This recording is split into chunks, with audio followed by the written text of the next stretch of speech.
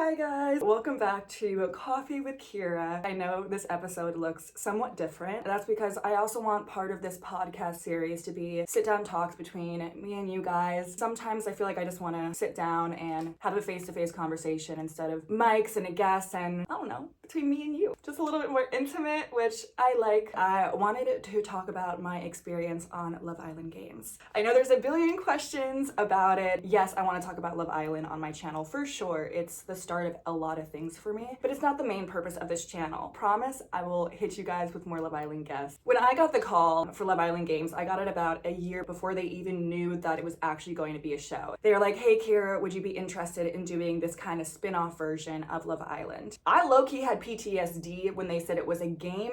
I don't like those mind games that these shows play sometimes. I don't like the competitive side. I don't know. I didn't grow up in sports, guys. I'm like a lovey-dovey chick. For me, I was like, okay, well, is it gonna be the same? Are we gonna go on dates? Are we gonna do all these fun things? I'm sure if you guys watched the season, there wasn't that many dates. Yes, there were some love connections. At the same time, it was strictly based on games and being competitive. Now, yeah, I did the challenge, so I was like, all right, let's do this. I got this in the bag. Like, I'm gonna do my thing. And I had a bunch of friends that I knew were also getting hit up for it. So it kind of was like this win-win situation. I was gonna have this full circle moment, you know, of just going back to Fiji where I filmed my season of Love Island 4 years ago, an all-star version pretty much with some of the biggest Love Island icons that I even fangirled over, and then also spend a summer with my close friends and just enjoy. Close this chapter and give it my all. You guys know I am fluid, bisexual, pansexual, whatever you want to call it. Labels are hard. I do think they're important for representation, but I don't care what's below the belt. I just connect with the human. For my first season of Love Island, the amount of people that DM'd me and just felt represented. For the first time, they saw themselves on TV. Saw someone that was comfortable enough to be open about their sexuality and express it, feel good about it. The amount of DMs that flooded in of people just feeling seen and heard. I just remember this overwhelming feeling of so much gratitude, so much love, so much happiness that me coming out on Love Island and just being open, it made so many people feel like they could be themselves as well. And that for me was winning Love Island in general. I didn't win the season. I was a big heavy player in it because I was 21 years old and I acted a little crazy, but I also didn't. In some ways I got so much love but also so much hate. The amount of people that also said to me on the other side of it, who hurt you? Someone must have hurt you so much to be so scared of love and so detached and jumping from one person to the next. And you know, it's hard. Like, I was 21 coming out. I had never done anything like this. As you guys know, I was a Kids Bop kid. I've been in the industry for a hot minute now, like since I was 9 years old. I've always been playing a character, acting, dancing, being in a Kids Bop music video. I've modeled for Burberry, Vogue, like all these different things. It's like a blank canvas and I could be whoever I wanted that day. Love Island and these reality shows, it's you. The focus is on you, who you are, how you move. And that's a lot of pressure for someone that young to have a microscope over them of every single move they make. I was shown a lot in season 1 of Love Island, so all my mistakes, all my choices, all of my movements were hyper-focused, of course, as well with like editing and all that different stuff. But what I'm trying to say was that this time going on Love Island games, I was open about my sexuality on my season. Even with Emily and the last podcast that you guys saw, I didn't feel the confidence that, you know, the show was very hetero. Guy, girl, couple up. Guy, girl, couple up. Like, for years now. I was a fan of the UK version and I used to watch it with my ex-girlfriend. But going in this time, I knew how the show was structured. I had heard through the grapevine that there was a same-sex couple in the UK, I think season 2, like super early on. But I also heard that they got a lot of hate. And then also sometimes when two girls are together, you know, on TV, it can be over-sexualized. And I also didn't want that because I remember being with my girlfriend. We were both femme, going out to bars and being approached by guys who just never respected our relationship. Thought that we were kissing and touching. I'm a PDA person, I'm sorry, and I'm very touchy with the people that I love and am committed to. And yeah, I just remember so many men especially not respecting our boundaries, respecting that we were two people in this beautiful relationship that had nothing to do with them. I also didn't want to go on TV and just people think that I was doing something for the cameras or trying to get attention. And that sounds so messed up to say. I shouldn't feel like that ever, because my truth is that I'm into women. But I still, at 21, had all those insecurities. I knew how the show worked. I was scared, to be fully honest. So I was open about my sexuality, open about the fact that when Emily came in, I was very interested in her, but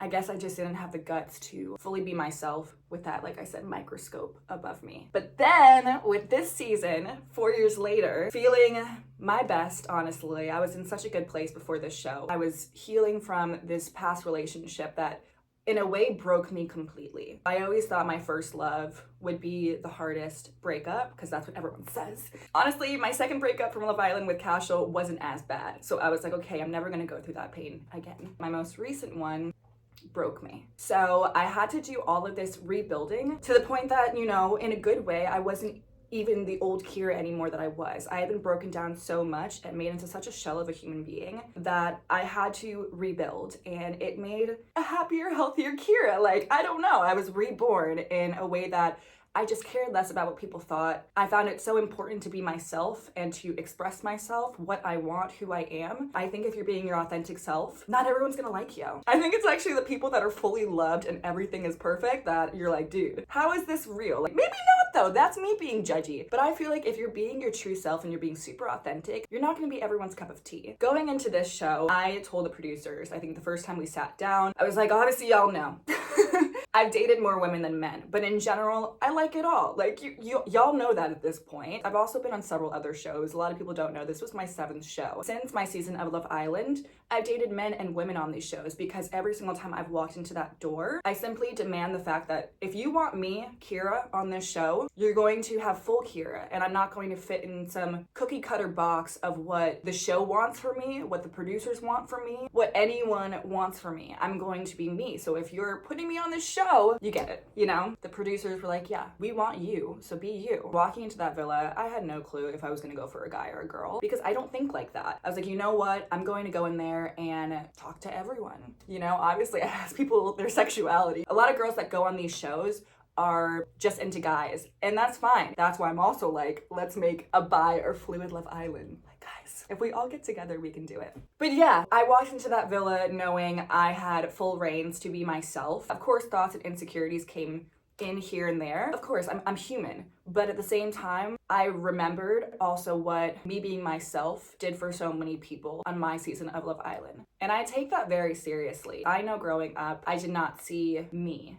I did not see two women together in these types of shows. I grew up watching The Bachelor with my mom. I remember the season actually of Demi. She, I think, proposed to a girl. And we actually follow each other and talk like here and there on Instagram now, which is wild, because I just remember looking up at that TV screen. I wanted to scream. I wanted to cry. I had so many different emotions, because for the first time ever in this cookie cutter guy meets girl show, I was for the first time seeing myself, seeing a girl that was into guys and into girls. At the time, it blew my mind. Little old me didn't see that growing up. So this time with Love Island, I was talking to Curtis for majority of the morning. I expressed my interest in Megan as well. I remember watching her season and thinking she was so beautiful. And I remember seeing another show of her that she was into girls. So automatically going in and seeing her, I was like, okay, I'm gonna shoot my shot. And for me, it is one thing to go in there and see a cute girl that's never been with a girl, and she's like, oh, maybe, you know, that is cute, but I've gotten my heart broken by girls like that, and I don't want to do it anymore. I just don't. So it did make me feel more comfortable too that I had known that Megan had been in relationships with women and was open about her sexuality. But yeah, I was talking to both, just Curtis and Megan for majority of the day. But leading up to the recoupling, I kid you not, I had no clue who I was going to choose. I had also had conversations, like you guys have heard, with Selly. I think the only terrifying thing about Selly has always been that we are friends, and with Justine, it's scary to mess up a friendship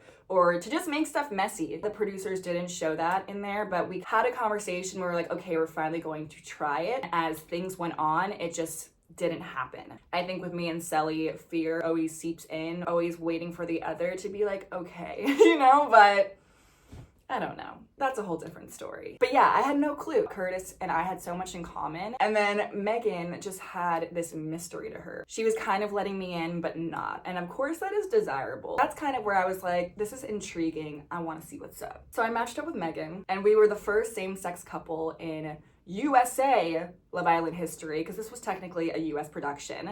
And we were the second same-sex couple in the world of Love Island in general. Gay Times wrote about it, Out Magazine. It was being posted everywhere, and it was just a really amazing, exciting moment for me, for I think so many other people, because it was just something that you don't see much. I felt so good in my decision. I felt so excited to get to know Megan more. Yeah, as two girls, when they asked like, how do you think you're gonna do in the challenges? I thought we were gonna kill it, and we did kill our first challenge. Our communication at that moment in time was really, really, really good. But yeah, it was definitely hard in there sometimes. I felt like maybe she didn't like me. We would sit together and I was always the one initiating. That's okay. Like I said, I like the chase and that kind of thing. But you know, at a certain point, you want someone to throw their arm around you or to come and kiss you. They didn't show it, but I was like, listen, we had a really deep conversation. The same night she did what she did with you know who. We had a very deep sit down conversation where I was like, I feel a little weird. If you don't like me, that's totally okay. But you know, just let me know so I can talk to other people, experience this fully. I want to be genuine and true to myself. And if you're not about it, like, I'm not gonna keep on trying, pretty much. I remember she was just like, no, I really like you. I'm just really nervous around you. I'm not usually like that. It's just gonna take time, but I am interested in, you know, getting to know you better. Jack and her would talk a lot, which they didn't show. He would come to me and, you know, be like, no, I was just talking to Megan, like, she's really into you, she's just shy and she doesn't know how to go about things. So I was like, okay, cool, like, we're good, you're fine. You're not being dubbed, like, and there's no dub, like, if someone doesn't like you, never take it personally. It never has anything to do with you, honestly. You're just not the right person for them. So I was like, okay, I'm gonna stop stressing. You're good, Kyra. She likes you. It's just gonna take time for her to open up and crack that shell, which I've been a hard shell as well at times. I'm more of an open person now, so I understood it. But we sit down to that game, it's downpour raining. Like, I couldn't even hear what the guys were saying over there, and Megan was sitting with the guys during this game. Maura, as beautiful as she is, brought up that Eyal had pied Megan. Megan was pretty much like, yeah. I think she said something like, it is what it is. Once again, they had to repeat it a couple times because it was raining so hard that I couldn't hear it. Third time I heard it. It was a mixture of emotions. We were only coupled up, I think, at that point for like 5 days. It feels like a month at that point. But no, we weren't in a committed relationship. That was never what I was saying in the discussion that we had. It was more just the fact of communication. We had just had this deep conversation where I was like, are you actually into me? She's like, yeah, I just gotta take some time. I'm nervous around you, this, and that. I'm initiating, I'm doing all the things. And then all of a sudden, her ex, Eyal, comes in. I even remember asking her like, oh, is there anything going on there? Like, if I had an ex come in, maybe I would explore it. I get it. She was like, no, it wasn't even like that serious of a thing. And I was like, okay, cool. So for us to have that deep conversation that we had, where my issue was that I was always initiating, her saying, oh, like, I just need to take time. She was fine initiating after like a day or two of her ex being there, and maybe it's like a comfort thing, but to me, I was just like, yo, like, you could have communicated. You could have said, I want to talk to him, or this happened, not me finding out in a game and then getting in bed with me and also not saying anything. But in general, like, I just want to say there's no bad blood. I'm just talking about like my experience. It wasn't enough time in there for me to be like, oh, you're a bad person. I don't think anyone had enough time in there for people to fully think, oh, they're a bad person. It's such a short amount of time of filming, such a short period that you're shown in the whole day, and editing. And as you guys know too, she leaves, which they don't show it because it's awkward to show. It was like 3 days where I was just in there alone, in the bed alone, during the challenges alone, everything. Having a person in there is so important. Having someone, whether they're a romantic connection or a friendship, just having someone that is your partner in there is so important, especially for like your mental health. You don't have a journal, you don't have your family, you don't have your close friends. This person is very important to you because they're almost like your soundboard. To not have Megan for a couple days and seeing people fall for each other more or grow better friendships, it was really hard for me. Really, really, really hard. And I was just like, damn, this is not how I want to end my experience. Like, this doesn't feel good. I'm not getting the full experience. And also, let's debunk this right now. There's so many conspiracies that Megan left because of drama. She left because she was embarrassed. She left no. Megan is a grown-ass woman, and I don't think she would ever leave just because she's like embarrassed. Let's be for real. she was actually sick. She like had to go to the hospital and fly back home to the UK. She's fine now, which is good, and we have talked. She came to LA. She told me the day that she got here though, so I didn't know she was coming. My cousins were in town. She was only here for a couple days, so we weren't able to see each other, but there's no bad blood. I'm still happy that in the process of everything that I was able to meet her, connect with her, like I said, be the second same-sex couple, which I know it gave me a lot of pride and joy being a woman in the community and just to feel like we represented and did our thing. I would say my experience ended well. Matching up with Carrington and him coming in with so much energy, and they don't show it, but he's one of the funniest people on planet Earth. Like, I was laughing nonstop with this guy, and it was funny because I had been in there kind of sad for the last couple days. So when he came in with like this energy and just was so affectionate towards me right off the bat, like I love that. Some people might be like, oh, that's fast. I mean, we didn't do anything. I'm not even saying that. We did not do anything besides make out and some cuddles. And oh my God, that striptease dance or the heart rate challenge. Yeah, when we were in rehearsal for that, I think we both were getting a little like, but no, we didn't do anything crazy, but he just came in with great energy and made me feel liked and wanted. And I think that's just something that every girl or human being wants in general. It felt really good. And then it was just crazy that me and Carrington were hitting it off, and then Courtney comes in. Who told me? I think Justine or someone told me that she was into girls as well. So me talking to Carrington and then being pulled by Courtney was just my full bisexual highlight of my life. Two beautiful humans on the outside and the inside approaching me in the same environment to make out, kiss, and talk. Like, I'm just saying. Yeah. And if you guys watched my last episode with Emily, who knows, if we were there longer, it might have ended up like that as well. Okay, we need to end this because I'm getting way too comfortable. But yeah, getting back onto reality TV, there's so many amazing things, but to end it, I will say it does take somewhat of a toll on your mental health. I think when I got back from the show, especially doing it with some of my actual friends, certain dynamics and things that just mess with your head in there sometimes, I had to really take a step back when I got home and just reevaluate how I felt about everything. Take time to myself, really center myself and be with family. You're surrounded by cameras constantly filming you. You're surrounded by people that you've never met before, that all of a sudden you're sleeping in the same room with them, inches away, and you're relying on them for support and trust. And then you have actual friends in there from the outside world that you also are relying on for trust and keeping your authentic, friendships alive. And it's just really confusing and really hard. So yeah, I would say I'm still going through things at times, and I always kind of come back and I have to recenter myself. And that's okay. I love reality TV. I am grateful for it. It has